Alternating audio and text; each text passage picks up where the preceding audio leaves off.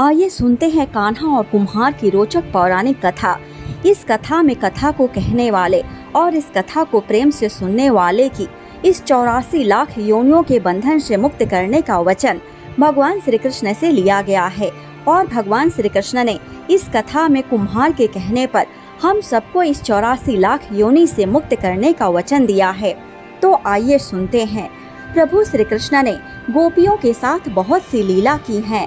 श्री कृष्ण गोपियों की मटकी फोड़ते और माखन चुराते और गोपियां श्री कृष्ण का उलाहना लेकर यशोदा मैया के पास जाती, ऐसा बहुत बार हुआ। एक बार की बात है कि यशोदा मैया प्रभु श्री कृष्ण के उलाहनों से तंग आ गईं और छड़ी लेकर श्री कृष्ण की ओर दौड़ी। जब प्रभु ने अपनी मैया को क्रोध में देखा तो वह अपना बचाव करने के लिए भागने लगे। भागते भागते श्री कृष्ण एक कुम्हार के पास पहुँचे। कुम्हार तो अपने मिट्टी के घड़े बनाने में व्यस्त थे, लेकिन जैसे ही कुम्हार ने श्री कृष्ण को देखा तो वह बहुत प्रसन्न हुए। कुम्हार जानते थे कि श्री कृष्ण साक्षात परमेश्वर हैं। तब प्रभु ने कुम्हार से कहा कि कुम्हार जी, आज मेरी मैया मुझ पर बहुत क्रोधित हैं। मैया छड़ी लेकर मेरे पीछे आ रही हैं। भैया, मुझे कहीं छुपा लो।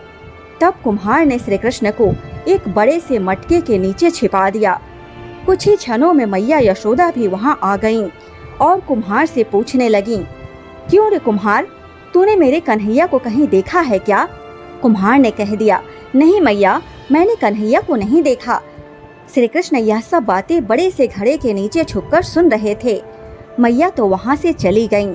अब प्रभु श्री कृष्ण कुम्हार से कहते हैं, कुम्हार जी, यदि मैया चली गई हो तो मुझे इस घड़े से बाहर निकालिए।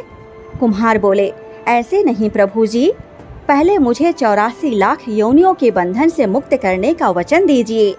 भगवान मुस्कुराए और कहा, ठीक है, मैं तुम्हें 84 लाख योनियों से मुक्त करने का वचन देता हूँ। अब तो मुझे बाहर निकाल दो। कुम्हार कहने लगे, मुझे अकेले नहीं प्रभु जी, मेरे परिवार के सभी लोगों को भी 84 लाख योनियों के बंधन से मुक्त करने का वचन दोगे तो मैं आपको इस घड़े से बाहर निकालूंगा। प्रभु जी कहते हैं, चलो ठीक है, उनको भी 84 लाख योनियों के बंधन से मुक्त होने का मैं वचन देता हूँ। अब तो मुझे घड़े से बाहर निकाल दो। अब कुम्हार कहते हैं, बस प्रभु जी, एक विनती और है, उसे भी पूरा करने का वचन दे दीजिए तो मैं आपको घड़े से बाहर निकाल दूंगा। भगवान बोले, वो भी बता दे, क्या कहना चाहते हो?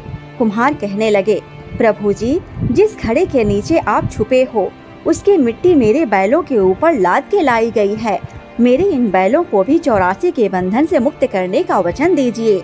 भगवान ने कुम्हार के प्रेम पर प्रसन्न होकर उन बैलों को भी 84 के बंधन से मुक्त होने का वचन दिया। प्रभु बोले, अब तो तुम्हारी सब इच्छा पूरी हो गई, अब तो मुझे घड़े से बाहर निकाल दो। तब कुम्हार कहते हैं, अभी नहीं भगवान, बस एक अंतिम इच्छा और है, उसे भी पूरा कर दीजिए। और वह यह है, जो भी प्राणी हम दोनों के बीच के इस संवाद को सुनेगा उसे भी आप 84 लाख योनियों के बंधन से मुक्त करोगे। बस यह वचन दे दो तो मैं आपको इस घड़े से बाहर निकाल दूंगा। कुम्हार की प्रेम भरी बातों को सुनकर प्रभु श्री कृष्ण बहुत खुश हुए और कुम्हार की इस इच्छा को भी पूरा करने का वचन दिया। फिर कुम्हार ने बाल श्री कृष्ण को घड़े से बाहर निकाल दिया। उनके चरणों में साष्टांग प्रणाम किया। प्रभु जी के चरण धोए और चरणामृत लिया। अपनी पूरी झोपड़ी में चरणामृत का छिड़काव किया और प्रभु जी के गले लगकर इतना रोए कि प्रभु में ही विलीन हो गए।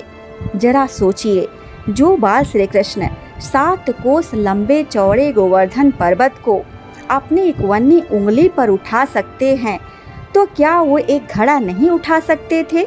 लेकिन बिना प्रेम रीझे नहीं, नटवर नंद किशोर, कोई कितने भी यज्ञ करे, अनुष्ठान करे, कितना भी दान करे, चाहे कितनी भी भक्ति करे, लेकिन जब तक मन में प्राणी मात्र के लिए प्रेम नहीं होगा, प्रभु श्री कृष्ण मिल नहीं सकते। जय श्री कृष्ण, जय श्री राधे राधे।